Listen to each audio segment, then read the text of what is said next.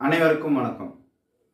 குழந்தை கவிஞர் அழ வள்ளியப்பா அவர்களின் ஈசாப் கதை பாடல்களில் சேவலின் கர்வம் என்ற கதையை கேட்கவிருக்கிறோம்.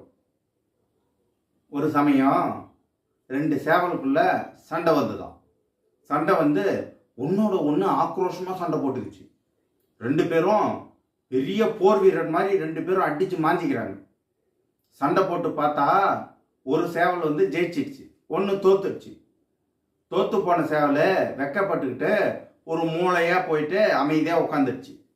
ஆனால் இந்த ஜெயிச்ச சேவல் இருக்குல்ல, பறந்து போய் கூரை மேலே போய் உட்காந்துக்கிட்டு, என்ன ஜெயிக்க இந்த ஊரில் யார் இருக்கிறா, நான் தான் பெரிய வீரன் அப்படின்னு சொல்லிட்டு கூச்சான். நல்லா வானத்தை பார்த்து சத்தமா. அந்த நேரம் வானத்தில் பறந்துட்டு இருந்த ஒரு கழுகு ஒன்று அந்த சத்தத்தை கேட்டுட்டு, இது என்னடா இது சத்தமாக இருக்கு அப்படின்னு பார்த்தா சேவல். நல்லா கொழு கொழு கொழு கொழுன்னு இருந்த சேவல் கழுகு விடுமா சருன்னு பறந்து வந்து அந்த சேவலை கொத்திக்கிட்டு பறந்து போயிடுச்சான். இப்போ இந்த சேவல் என்ன ஆகும், இந்த கழுகுக்கு இரையாகும். அதாங்க ஆணவம் இந்த சேவலை வந்து அழிச்சிடுச்சு.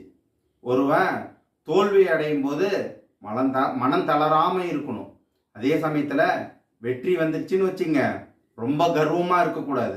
அப்போ நம்ம அமைதியாக பொறுமையாக நாம் பாட்டு நம்ம வேலையை பார்த்துட்ருக்கணும். இல்லைன்னு வச்சிங்களேன், கண்டிப்பாக அழிவு உண்டு.